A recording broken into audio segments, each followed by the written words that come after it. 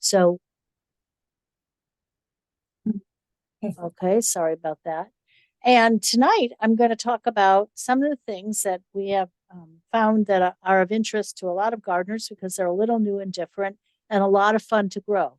I'm going to first start by showing you our trial garden. So, because I think all gardeners want to know where from the person comes who's speaking to them and also see everybody's garden. So, I'm going to let me just get used to this. Yes, that works fine. This is our little upper garden, and we grow everything just like home gardeners would. So, everywhere you see a white stake is a different variety. So, there's three basils in the foreground, for example, that we are growing to see if they have a fusarium resistance and also taste good. None of them did. They had plenty of disease resistance, but they all tasted kind of cinnamony, so we didn't do much with them. But that's the upper garden. And then this is the lower garden. We were growing a bunch of lettuces, as you can see. Again, you notice the white stake. Every stake marks a different variety, and we say who it come from, what kind of seed producer, and we do buy seeds for our seed packets from producers, large and small, from literally all over the world. And this was another year when we were looking at marigolds, and then there's a whole bunch of cosmos in the background and some cucumbers. So that's what the lower garden looks like. And whoop, and this is another shot of the lower garden, and that is my horse Teddy looking longingly for an entranceway, but once a year he seems to get in. But anyway, seed companies like mine, packet seed companies, don't grow all their own seed except when they first start up, and if they're very regional, certainly they may have a bunch of growers who grow for them. But when you get to a certain size and you need 2,000 pounds of beans and 80 pounds of lettuce seed and 5 pounds of tomato seed, you start looking for quality seed producers. And like I said, the seeds that you find in your seed packet can come from as far away as India and as close as Washington, where a lot of carrot seed is grown. And we buy seeds a lot from European countries because I try to find seeds that are varieties that are very popular in their home country. So we really do, for example, get basil from Italy and leeks from Holland and so on. So that's just a little bit about our trial garden, which is kind of the center of what we do. We trial everything to make sure it is able to grow well and widely adopted. Once we select a variety, then we grow it out in Vermont, where we have another trial garden, make sure that it will do well in a cold climate. This is a good climate to trial things in because although we are in California, we get temperatures down to about 25 where I am, and a lot of frost. And so it really mimics a short season garden because being off the coast, we get a lot of cold nights.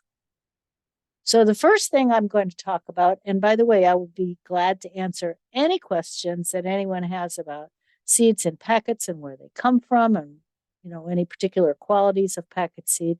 But right now, I'll just get right into the slideshows. First, I'm going to start with lettuce and greens, both cut come again types and heading types. So this is a lettuce mix called Farmers Market Greens, and it's got both very crunchy things and real mild and buttery flavors for a good mouth mix. And we grow all the components of our mixes first individually and then make the selection. This is one that has been very popular recently as people's tastes have gone to more flavorful and little spicy things. This is a mix of arugula and mustard and other kind of bitey things that you can grow as much as you want of the sweeter lettuces and add a little bit or a lot. A little bit or a lot of the sharper flavors to make a salad that's tailored to your own liking. And this is a stir fry mix. It's all things that you can get the pot, your wok heated up and go cut this at 3 or 4 inches and have a wonderful meal. This is Asian baby lettuces. There's a variety of different Asian lettuces and also some lettuces in there for something that's a little different kind of salad. And then I want to also talk about heading lettuces. If you like tacos and you enjoy or you just enjoy crispy lettuces, this is a very, very crunchy one that comes up in these beautiful little whorls. And it's wonderful at tacos or anywhere you want crunchy lettuce. They're big, beautiful heads, and they're exceptionally heat tolerant. And this is an old-fashioned heirloom that's become popular. It's called flashy troutback because it literally looks like a brook trout. It is also quite heat tolerant. And you'll notice that all these things are grown so when they are mature, they touch each other. And that's one way to minimize the amount of weeding you have to do. So we sow the heading lettuces maybe 6 inches apart and then thin them as they grow, eating the thinnings till the mature lettuces will kind of touch each other. Then these are some container varieties are kind of a specialty for our company, and also certainly something that has increased in popularity hugely in the last 7 or 8 years, so that more people want to try gardening in containers or only have a patio or a balcony. And the little gem lettuces, which are baby romaines, are particularly popular. And this is one called Jade Gem. Very sweet and very crunchy and quite beautiful as a container variety. And this is the other extreme, big French butterheads. These are buttery, flavored, and very sweet and big, beautiful heads. And why grow only romaine and green when you can have it red too, and it'll be very colorful. Anything with more color has more antioxidants, as many of you I'm sure know. And then this is another little container variety, ruby and emerald duet. So these little lettuces are just enough salad for one hungry person or two to bake a pretty salad for a side dish. And they're easy to grow and last a long time. This is one of our most popular. It's a little container butterhead called Garden Babies from France. And then we specialize in these baby leaf cut and come again greens and other vegetables. So the idea here is this is chard. It's a baby leaf chard, by which I mean you sow it, as you can see, very close together. You don't thin it, and when it's about 4 to 6 inches tall, as you see here, you simply cut what you want for dinner with the scissors. And baby cut and come again vegetables or leafy greens can be either enjoyed in salads or quickly stir-fried or quickly steamed. So this is a very easy way to grow a lot of food in a small space, and you can do it in containers. So that is a baby leaf chard. This is a particularly tender one, which is why we've chosen it. And at that size, it's actually very good in salads too. And I wanted to show you a few more charts just so you see how many different kinds and colors there are. This is one called Neon Glow, for obvious reasons. That reminded me of neon lights. And now here's some triple. I think kale has become something that has become very much a mainstay, but I don't know how many people know how many different kinds there are. And as it becomes more popular, we add different kinds. This is triple curled Dutch kale, and it is extremely sweet and very pretty. And this is a very curly one bred for containers, so it only gets about 18 inches tall. It makes a lovely container plant, very delicious, again from a Dutch company. And this is Tuscan baby leaf, but grown as a cut and come again by the method I described earlier, where you grow it, sow it thickly, grow it 4 to 6 inches, and just cut whatever you need for dinner. Now, this is an Italian kale variety that we chose because it doesn't have tough, hairy stems. It's very tender and sweet. You don't need to massage it or do anything with it, but all kale salads are really good if you have a little fruit with them, like a pear or apple or citrus, and maybe a handful of some kind of nuts. It balances out the kale just beautifully. And here is kale called Purple Moon. This is actually Japanese in origin, isn't it? It's just gorgeous. And now I'm going to move along to, this is more colorful things that have become popular for their color and form, and they're kind of unusual of common everyday things. These are called Italian scallions. They're salad onions, so you can harvest them when they're tiny, like regular scallions, or let them get bigger and then just use them in salads. They stand in the garden exceedingly well, and they are in fact from Italy. That's what they look like when they get a little bigger. They're also delicious barbecued or roasted. very easy to grow. And now I'm going to talk about specialty and rainbow veggies.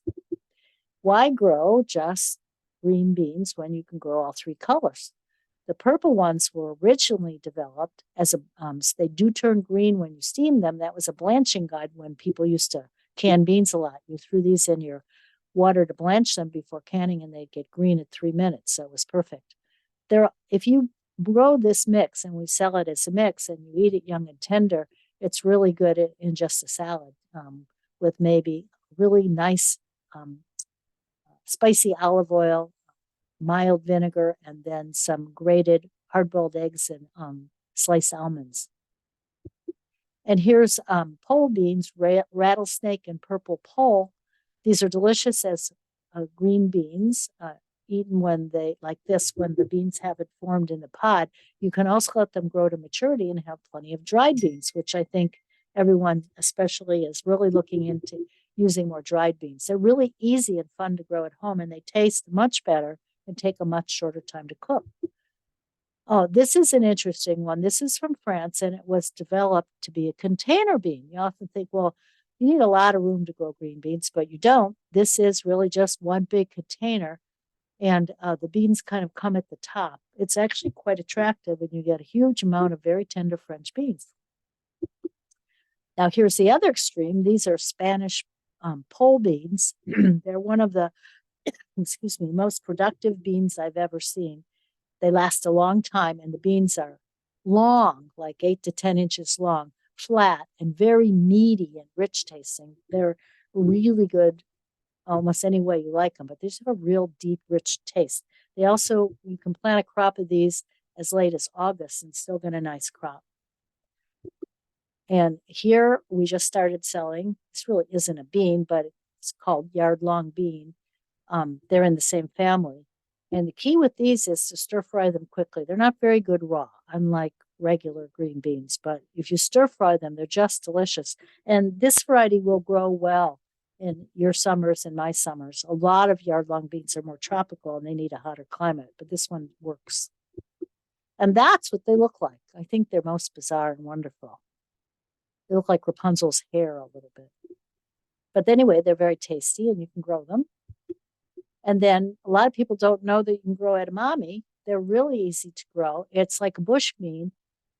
The beans fill up, the pods fill up with the beans, and then you harvest them all at once. And you can pull the whole plant, which is how they're sold in Japan. And then you just steam. Let me go back. Then you just quickly steam them. And they cook very, very quickly, maybe 3 minutes when they're fresh. If you have a big crop, which you will, you can freeze them and then just pull them out. You feel like a little edamame bean, so why not have your own? Don't have to wait till you go to a Japanese restaurant or go to Trader Joe's, just grow them yourself. Here are the dried bean mix. We have chosen these varieties because they all have the same maturity. So they grow like bush beans, and then you just let the pods dry on the plants and you harvest them, and then you have all these wonderful beans to cook with and enjoy, and they're so colorful and handsome, and they taste great. Then as long as we're talking about color, here's our 5-color rainbow mix. Here's what it looks like when you roast it, which I think is getting to be everyone's favorite way of eating beets, and look what you get when you add the colors. And then this is an interesting again, Dutch beet that was developed especially for roasting. It has very high sugar and it caramelizes when you roast it. They're just temptingly good. You can also cook them and make a salad of the sliced cooked beets and green apples and nuts. That's really a good one. Some green onion. This is broccoli rabe, also called, well, it has a lot of rapini, and it is a spring and fall vegetable. You eat the leaves and the stalk and the little florets. Delicious. You blanch it quickly in boiling water for a minute or two and then saute it in good olive oil with lots of garlic and grate some Parmesan cheese over it. Can't be beat. On the other side, this is gailan, Chinese broccoli. Again, another quick crop. And this one is very sweet, actually. And it's delicious, quickly stir-fried. And you do eat both the stalks and the leaves and the flowers. So these are really edible flowers. And we just started selling this, and I highly recommend it. It's packed with nutrients and antioxidants. It's a quick crop and it's very prolific.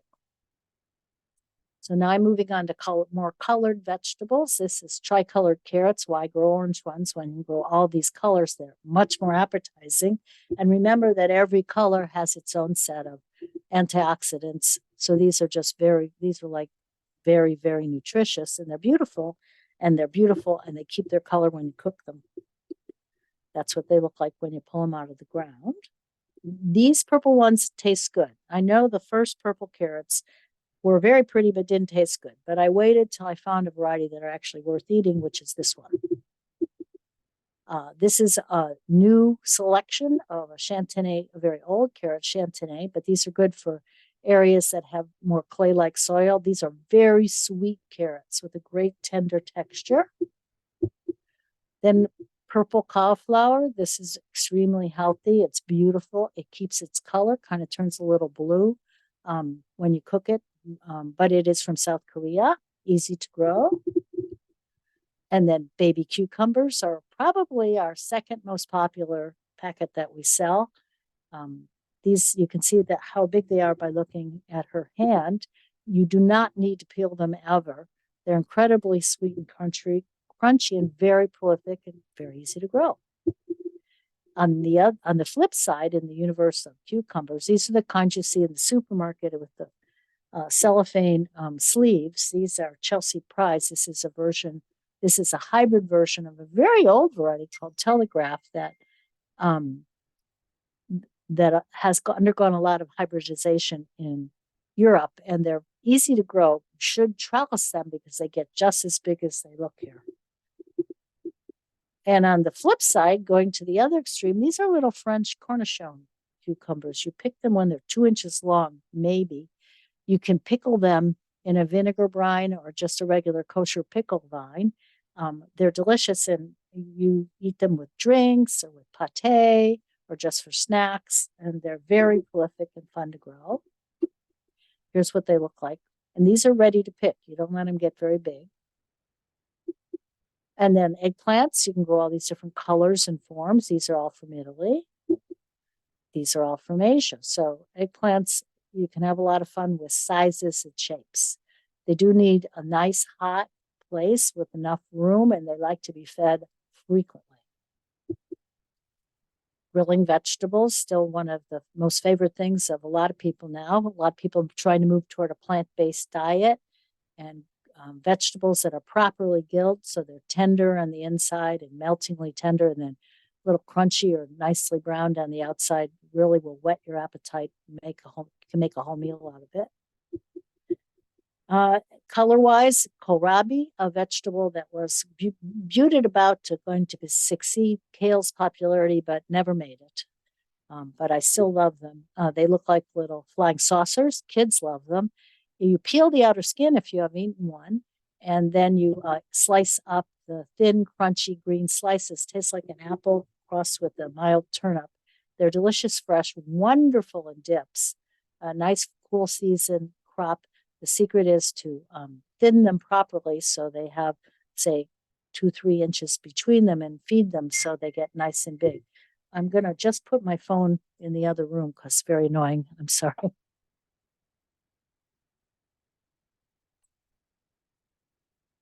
So if you haven't tried kohlrabi, it's a real fun one to grow. Then mini pak choi. Asian vegetables are very popular because they're quick and easy to grow. They have high nutrition and you can cook them quickly. And there's lots of ways to use them, Asian style. This is a green jewel pak choi. They're real cute. They only grow about 4 inches tall, and they're real plump, crunchy, and sweet. Peas are usually thought of as a vegetable. You need a pretty big garden to grow, but this is a container variety bred here in the United States. Snap peas, little crunch. They grow well in a container. It's quite attractive, as you can see. And now I want to talk about chilies just a little. These are Bulgarian carrot chilies. They really are from that area of the world. They're beautiful plants, heavily loaded with these very hot but fruity peppers. Highly recommend them. They make great pickles too. This is something we introduced just maybe 2 years ago.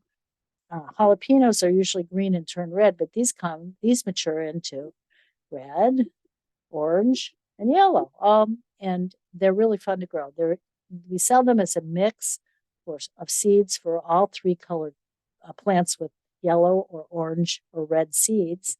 And pickled jalapeno, if you like pickled jalapeno slices, they're easy to do in a vinegar brine, and you can imagine how pretty they are. And if you like to make hot pepper jelly, this is the mix. They're just all very beautiful. They're also early and fast growing.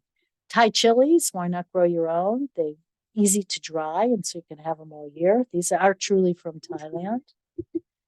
And then tapas peppers, Spanish padron. These are the ones where you just harvest them when they're 2-3 inches long, and then you're going to quickly stir fry them in quite hot olive oil. Now, these are one of the earliest and most prolific of peppers. So even if you think peppers are difficult for you to grow, you will be able to grow these. And they also grow into big plants, and you'll have lots and lots. So you don't have to pay like $9, $10 at the farmer's market. Grow your own.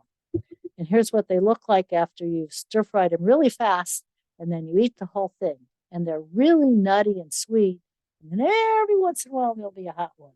And they really are usually served for tapas or appetizers. And if you have a dinner party or you make your own dinner party on a Thursday night, this will make a meal seem much more festive.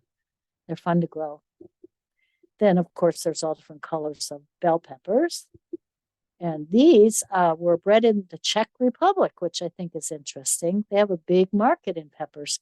These are little snack peppers, the ones that are maybe 3 to 4 inches long and very, very sweet. And they're early and delicious. And if you peppers are all marginal, grow these because they're earlier and more versatile than anything.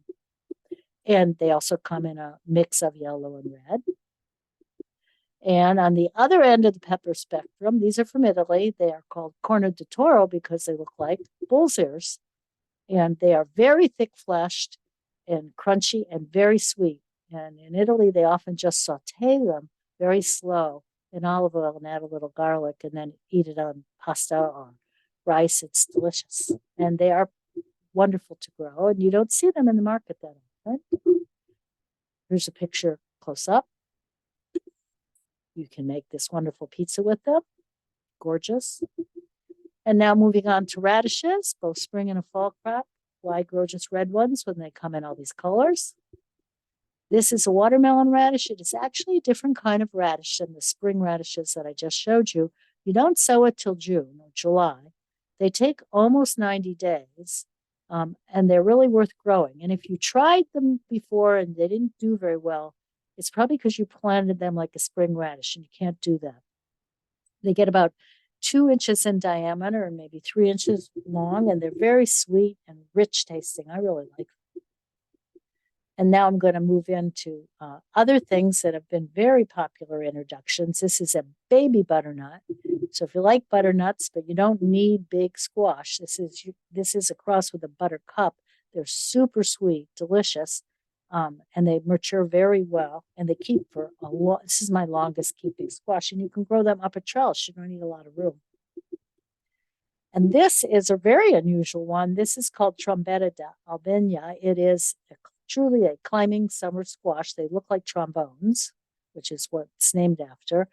The whole length of it is edible. Tastes like a zucchini crust, but it has a firmer flesh and is quite nutty. And of course, you get lots and lots. You do eat them at this stage. If you let them mature on the plant, you can use them like gourds, but they aren't edible like a winter squash. They're edible now at this regular immature stage with tender skins. Why grow one color of squash when you grow all three together? Here's some little scallop squashes. Curiously enough, the yellow one we get all the way from South Africa, which I always think is interesting. And the light green one and the medium green one are grown here, the seeds. This is a hybrid of a real traditional Italian zucchini, which they like best. It has these ridges. It's meltingly tender and nutty, never watery or bland.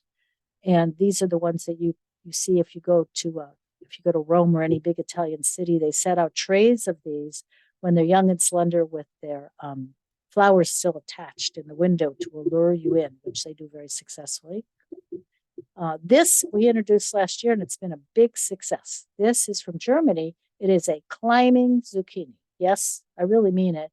You do need to help it go up the trellis, but then it just stretches out and produces all these zucchinis. It's like hanging fruit. So the virtue is you do not have to go paw through your zucchini plant to find them. They're right there in front of you, so you can get them when they're the size you like. On the other hand, here's a container zucchini. This is French. They really have a lot of great container varieties, and its virtue is it has gorgeous leaves. As you can see, they're speckled, so it's very ornamental. And the zucchinis come very compact and right to the stem of the plant, so there's no trouble finding them. So you can have prolific zucchinis in a garden setting. Then this is an introduction we made last year. It's a striped one called Brown Torch, this little tomato. They're beautiful when you slice them up. And you do not need a big garden to grow a lot of tomatoes for making your own sauce. This is a container Roma tomato called Inca Jewels, and they all bear that heavily treated properly. So you can throw them in freezer bags and throw them in your freezer. And then in January, when it's cold and miserable, you can make yourself and the whole house smell wonderful by making tomato sauce. That's what I do. I don't make it when it's hot in the summer. This is Tasmanian chocolate. It is a container variety, only grows about 3 feet tall, and they're beautiful. These are 3 different colored cherries, and we make a mix of the seeds, so you have seeds for each of these. There's a pink one, an orange one, and what's called a black cherry, which means they have this dark chocolate cast. And this is an old heirloom called black cherry, but dark chocolate colored tomatoes have been recently very, very popular. And this is a real nice one, very vigorous. This is one for containers or patios. It cascades. You do not need any room for it. It needs no staking. It's just really a very pretty one. Just looks delicious as it tastes. And then you can make veggie salads with all your interesting, colorful, great summer veggies. And this is these are from mostly from Asia, South Korea, China, Japan. These little melons, they're icebox size, about 6-8 inches. And these are a mix where we have seeds for an orange flesh melon, a yellow flesh melon, and a pink flesh melon. And, you know, watermelons are proving to be not only for the lycopene, which we all heard about some years ago, but they turn out to be much higher in nutrients than people thought. Now, they are not seedless, but they're gorgeous. And they don't take a lot of room. They're all compact. This is a French introduction called Mini Love. It won a big award in Europe, and I think it won All America here, too. You can grow them in a container or not, but they're all little personal-sized watermelons, grow very easily, and are quite early. And at the same token, minis, personal-sized fruits are very big, and this is a mini cantaloupe called Sugar Cube. So just enough for one happy dessert for one person, or 2 if you're being stingy. I can eat a whole one in a minute. And they're really good. They're crisp and sweet, so they're good with like cottage cheese or yogurt, or best of all, really good vanilla ice cream in the middle. They are early, prolific, heavy bearing, and they last a long time. So just a few herbs. You may be interested to know that arugula comes in all these different leaf shapes because the breeders have worked hard to get them to hold salad dressing. This is a arugula. It is rustic arugula, the perennial kind that got bred when they were trying to look for some other qualities. It tastes exactly like wasabi that you get in a Japanese restaurant. No kidding. So if you like wasabi, you can grow this and really enjoy that kind of interesting, hot, horseradishy flavor. This is Profuma di Genova basil. It's from Italy, where every region has its own basil. This one is particularly perfumed. Here's Thai basil. Here's lemon and Thai and purple basil. You can grow all of them easily in your garden several times. Most of us can get 2 crops of basil. When you start your first crop, start another crop 3 weeks later so you can have plenty of basil when the tomatoes get ripe finally. This is my favorite. It's called lettuce leaf basil. It's Italian.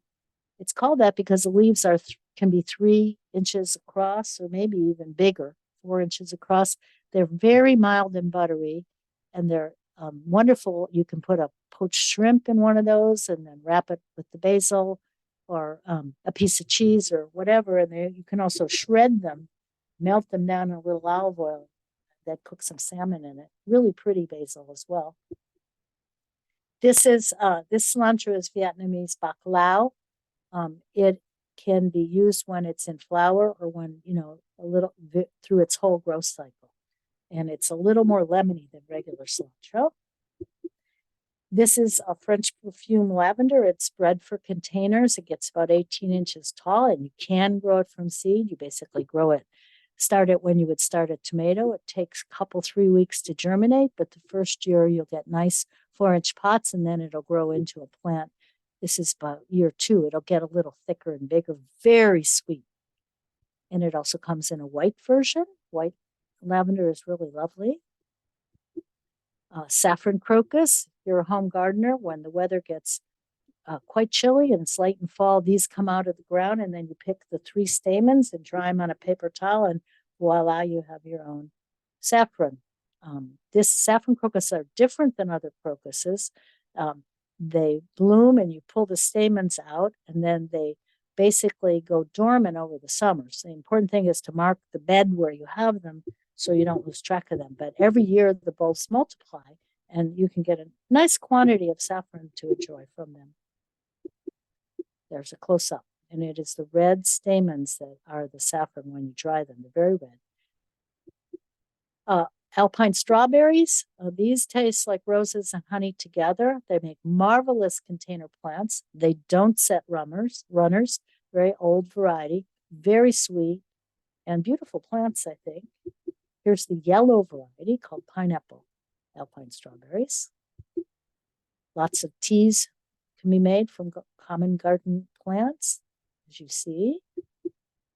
You can grow your own zinger tea by collecting the calyxes of this particular hibiscus. It's grown for making tea. You just pick them and dry them, and it's a pretty little flower as well. A lot of common garden plants can be used as spices. There's poppy seed. We carry a variety of poppy for seed. You can make your own paprika. You can make your own vinegars, nasturtiums, and many, many of these herbs. Very easy to do. There are instructions in my cookbook, and it's also easy to look up on the web. A few flowers. Blossom sandwiches with herb blossoms and some edible flowers. Really a beautiful thing to do for a special occasion. Nasturtiums, we're all used to them in 3 or 4 primary colors, but they actually come in a huge range of colors. This one is especially made for hanging baskets. It cascades but does not trail. I bet you didn't think of nasturtiums being this apricot color, but they are, and they're beautiful. A lot of variation in the color, so it's very eye-catching. We also have an early blooming beekeeper's mix with seeds for attracting bees and butterflies. That is one of those, scattering it, raking it in, watering it up, and you will have a plethora of pollinators. Here's what it looks like. This is something we introduced, warm colors are very popular, and this is called hippie tie-dye for obvious reasons. These grow about 18 inches to 2 feet. You can dry them, and they're really fun to grow. And then we specialize in a lot of sweet peas. This is one called Mermaid's Dream because it has all these gorgeous sea color blues, and it's very fragrant. There's lots of sunflowers out there, but this is a particularly beautiful one you can now find, and they are more popular than ever. Sunflowers in many colors and color combinations.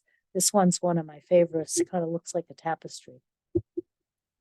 What about this, Senya? Something else a little unusual.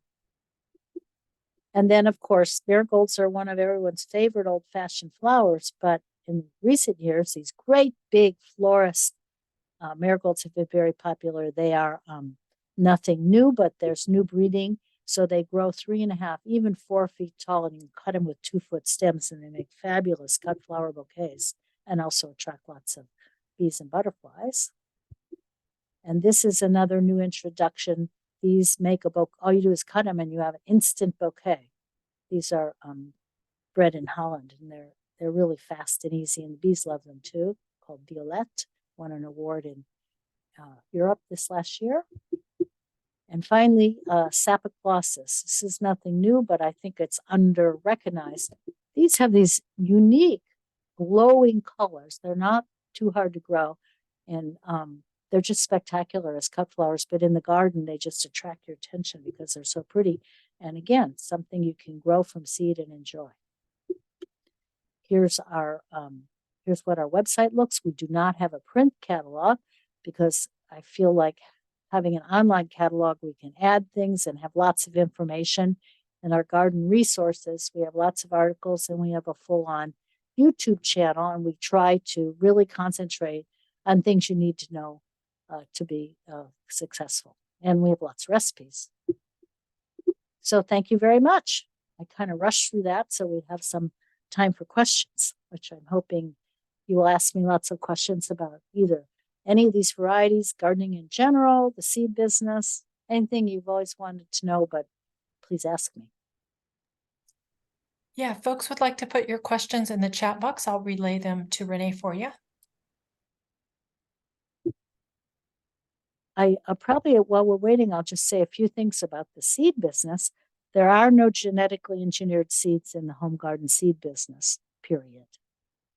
There probably never will be because gardeners are not particularly interested in, and most genetic engineering goes in commodity products like corn, soybeans, canola, etc. And there's licensing fees and so on. So you couldn't buy any genetic. Don't worry about that, is what I'm saying. If anyone's interested, I'll be glad to tell you the difference between a hybrid and an open pollinated seed, or what makes heirloom, or anything else you want to know. In our trial garden, we fertilize regularly, and we thin, and then we fertilize. If you grow a packet of lettuce seeds and they all come up and you want to have full heads, you really need to pick out the thinnings, pull the extra plants so the lettuces are standing far enough apart so they have room to grow full size. And I know any gardener, it's always a miracle when things come up, but learning to thin your plants so they have room to grow is critical. Things like sunflowers, if you plant them every 4 inches, they need to be thinned to be a foot apart to get tall and have thick stalks that won't fall over. So that's really important. I always like to mention it.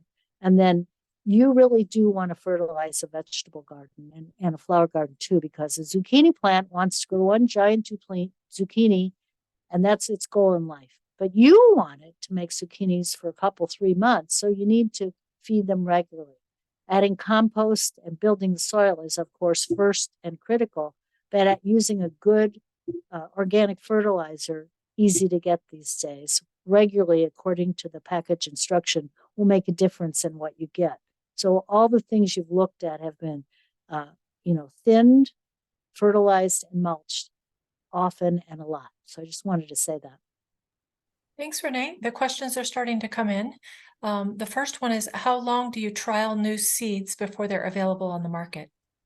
We trial things for 2 years here in our West Coast facility, and then we try them for a year in Vermont because we have a lot of customers back east. So but it depends. If there's a new variety from a really reliable grower that we know we trust, then it could be a shorter time. If it's from a new source or someone we don't know, then it could take, a full 3 years. We want to really be sure because we write our own packets and we have a full-time horticultural advisor. So we want to make sure that we can help people grow successfully. Great. So there's a couple of questions about heirlooms. One is, yes, please explain what heirloom means. And one is, explain what makes an heirloom variety. An heirloom variety is an open pollinated variety, which is more than 50 years old. Pretty much that's it. Now, what's an open pollinated variety? So an heirloom is an older open pollinated variety. It used to be that heirlooms were open pollinated varieties that someone had adopted to a particular locale or region, and it had special qualities. For example, you may have heard of the heirloom tomato mortgage lifter. It got its name because the guy who saved the seeds and started to sell them made enough money to help pay off his mortgage, or at least that's the story, and it's a great story. But all heirlooms do best in the region or area where they were first developed and saved. It used to be that heirlooms were mostly seeds that were saved by gardeners or groups of gardeners and then traded and exchanged. But now, as you know, you can get heirloom tomatoes at Safeway. So they've become very popular. Heirlooms are all open pollinated, which means that the plant itself is pollinated by pollinators or the wind or is self-pollinating.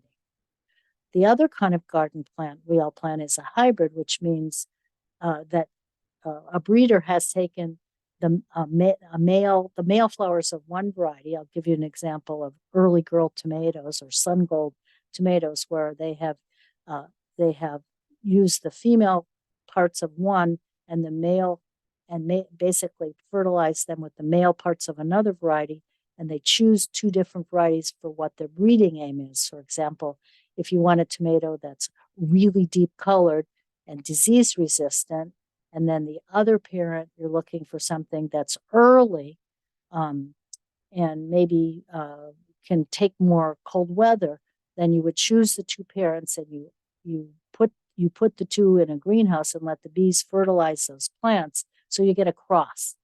Now that's a hybrid, and when you see a seed packet, it'll say F1, which means first filial generation. Now a hybrid will produce seed, fertile seed, but it won't be the same as either of the parents. It'll be another new thing, but it probably won't be the same as the hybrid that you planted in the first place.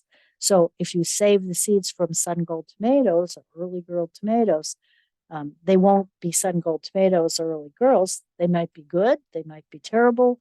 You just don't have the assurance of getting the same thing. But if you save the seeds from an open pollinated variety, it will come true to type. Now, as far as what's better for home gardeners, I think both really have their place. I wouldn't grow open pollinated broccoli, because hybrid broccoli is much better for home gardeners because it's much, much more disease resistant, earlier, and more compact. So I would always grow hybrid broccoli. But when it comes to lots of other things, like tomatoes, heirlooms are great to try. And I also grow some hybrids. Heirlooms tend to be a little less disease resistant, but home gardeners should go whatever works best from them, in my opinion. Okay, so the next question is about disease resistance. It's asking, which are your disease resistant plum tomatoes? Well, that variety I showed you, both of our plum tomatoes, both the one we have Pompeii, which is a tall one, and the Inca Jewels, which is a container one, are quite disease resistant for early blight and most other tomato disease, if properly taken care of. It depends on what disease you're talking about. Yeah. Most hybrid tomatoes have a much higher rate of disease resistance. If you're going to grow heirlooms, consider them experimental until you find out if they are adapted to your particular climate. For example, brandywine is an heirloom that many, many people love, but it is prone to cracking and it can't stand our cool nights, so I can't grow it. But if I were in, Missouri, it'd be fabulous. So it kind of depends, right, if you have the right climate for an heirloom or conditions. Next question is, how long are seeds usually good for once harvested and dried? Well, seeds that are commercially produced, and by which I mean we use a lot of small growers and then family growers and bigger growers, and they harvest them and they dry them down, and we get them. When we get them, we find out what the germ is, and they're kept in a climate controlled situation. So those seeds are going to have a more significant germination rate. If you save your own seeds, you should probably make sure that you get them dried down properly and store them properly. Most seeds that come in packets, you want to keep them cool and dry. Do not keep seeds that you have harvested outdoors. Their biggest enemy is heat and humidity. Fruiting vegetables like tomatoes and peppers and eggplants will last at least 3 to 5 years. Greens, a couple of seasons. It kind of depends. You should look that up because there's no general answer that they all last so long. But at least for certain, everything will last one season. The shortest lived common garden vegetables would definitely be onion seed and parsnip seed. I'd really buy those new every year. That's sort of a bunch of different answers to a general question, but it would be the best thing to look up. But many fruiting vegetables you actually can keep for quite a while. Great, thank you. There's another question about, do you carry many perennial vegetable seeds? Not really. I wouldn't say that we do, no. And I'm not sure what she means by perennial vegetable. We do carry plants. We carry horseradish roots, rhubarb, but we sell them as roots or tubers. We don't sell them as seeds. Okay, a couple of folks are asking what kind of fertilizers you use. Here in the West, the two we like a lot, we sell one, which I would highly recommend. But if you're going to buy one, Dr. Earth is good and Sustain is good. There are a lot, in California, 12% of the agriculture, which is our state's one of our hugest commercial enterprises in California, is organic.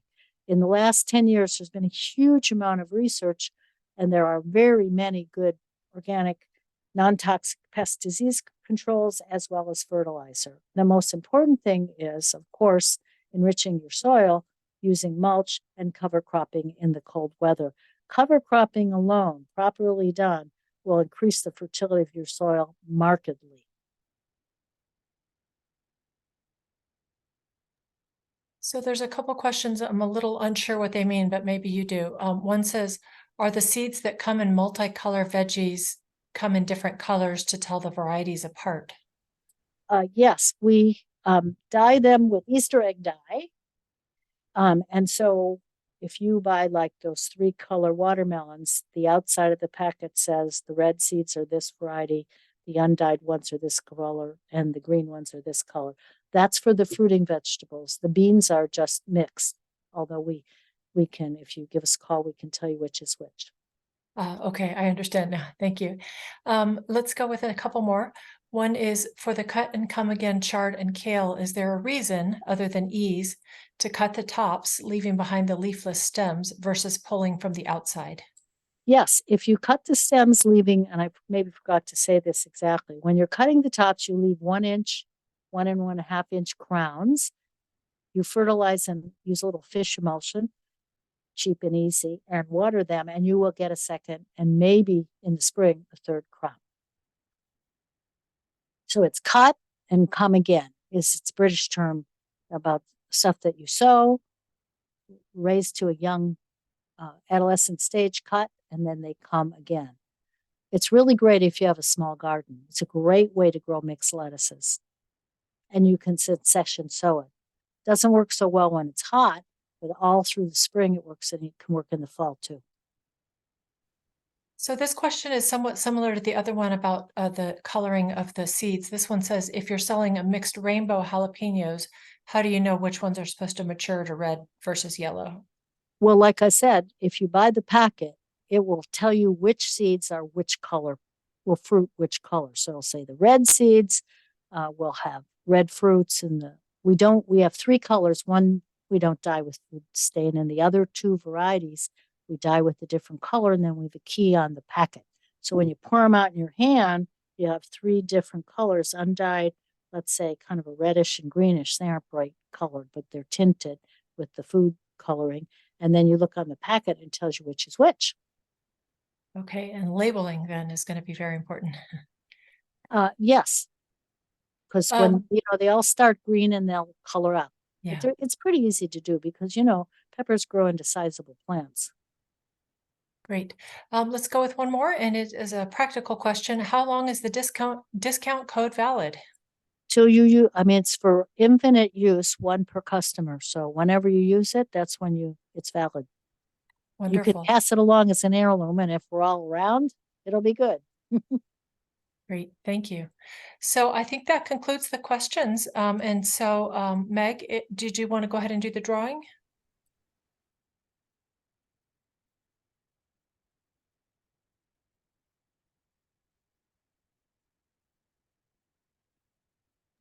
Meg, are you out there? Sorry, didn't know I had to unmute myself. I did that. I'm going to go back to the something a little more colorful there. If you could stop sharing, then people would be able to see me, and I'll be able to show what I have here. Okay. That is a beautiful cover, and thank you so much. That was really inspiring.